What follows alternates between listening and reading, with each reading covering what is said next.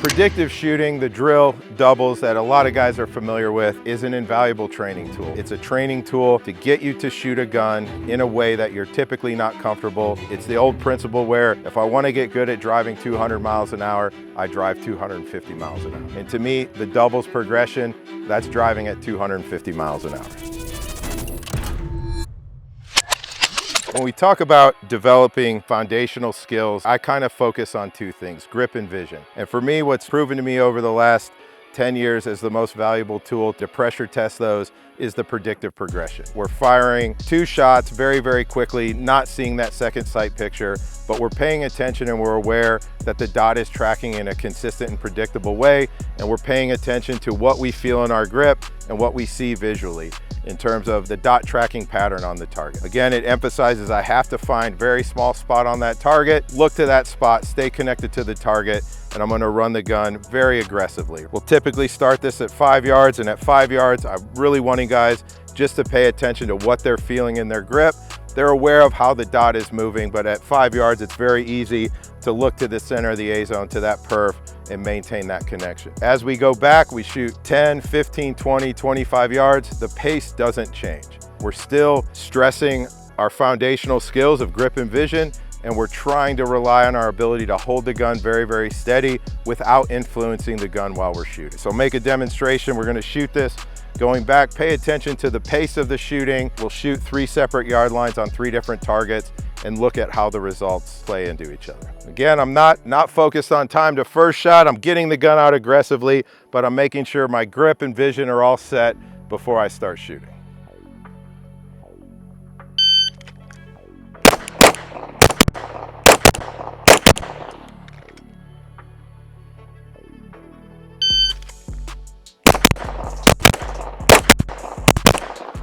Right, stay connected to the target. I get relatively good results. The bullet's going exactly where I want. Now we'll move back. Come back here, normally we'd stop at 10 yards. We're back at 15. I'm gonna see the shots open up concentrically. I need to do the foundational things. The vision piece now becomes a huge element. I'm looking to a small spot of that target. The gun does not recoil any different back at 15 than it does up at 5.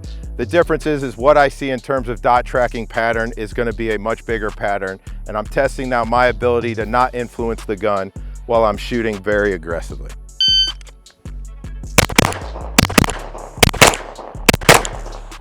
Second shot on there, I caught 1 in the A zone, 1 on the C, right in the C zone. We'll keep going.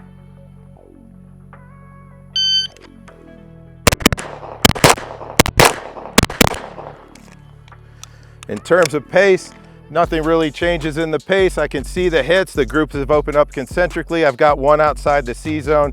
I recognize as soon as the dot lifted and it came back across my point of aim, and by the time I broke that second shot, it was in the C zone. The results are pretty good. We keep going back.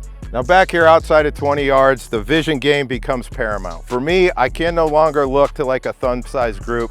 I'm looking right now to a little bit smaller than a fist-sized group on that target. I'm still trying to maintain connection to the target. Nothing's changed in my grip. I want the gun. I want to notice that the dot is tracking in a consistent, predictable way, and that tells me that I'm not violating the principles of consistency and stability of the grip. And then at the end of the string, I'm always assessing durability. Is my grip as good after the 8th shot as it was before shot 1?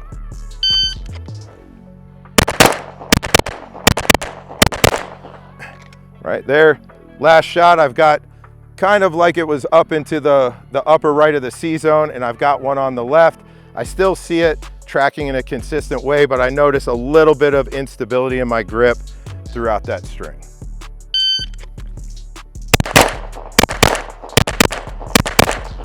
Second shot, it lifts, I connect to the dot and I catch 1 high. Everything else looks really, really good. Give it 1 more set and we'll go check them out. Again, back here, this is where the training pace, we shoot that same pace because I've got to do foundational things at a much higher level, closer to that near perfect level to get the results that I want.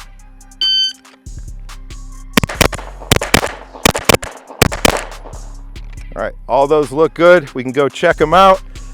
As I come up on all the predictive yard lines, I'm playing it back in my head is what I felt in my grip and what I saw on the dot. I'm calling the mistakes that I've made, Now I come up and confirm them on the target. Is what I saw and felt what actually happened. So at 5 yards, we get pretty good results. The pace is pretty aggressive, right? But I'm able to connect to the target and the gun is behaving in a consistent, predictable way. We go back to 15, right? The one that I called where it went up out in the C zone, saw that in living color, saw that mistake huge. And what I know, if I maintain connection to the spot of the target that I want to hit, I will always assess those mistakes as being greater than they are, but I drop one firmly into the Charlie. Here we go back to 20, 25 yards. I'm seeing the mistakes, the ones that are drifting up to the right, where I'm seeing that instability work. A lot of it is probably, for me, a little bit too much awareness of the dot, right? I don't feel like I'm connecting to it. This one I definitely did, right? The D I don't like, but I see it opening up concentrically. So for me, when we talk about predictive training, most of my predictive progression for me starts at 15, 20, 25 and beyond. Because now when I make mistakes, I'm gonna see them in kind of vivid color. Again, when we assess training, most guys will come up, right? And I don't like that. I definitely don't like the D zone, but don't ignore the 20 times where everything happened exactly how it should have. Your grip stayed intact and you're dropping 2 alphas, 2 alphas, 2 alphas. Predictive progression has been an invaluable training tool with both pistol and rifle. It's one of the ways that I use primarily to kind of pressure test foundational skills, increasing the distance, but the pace doesn't change. The one that I called where it went up out in the C zone, saw that in living color.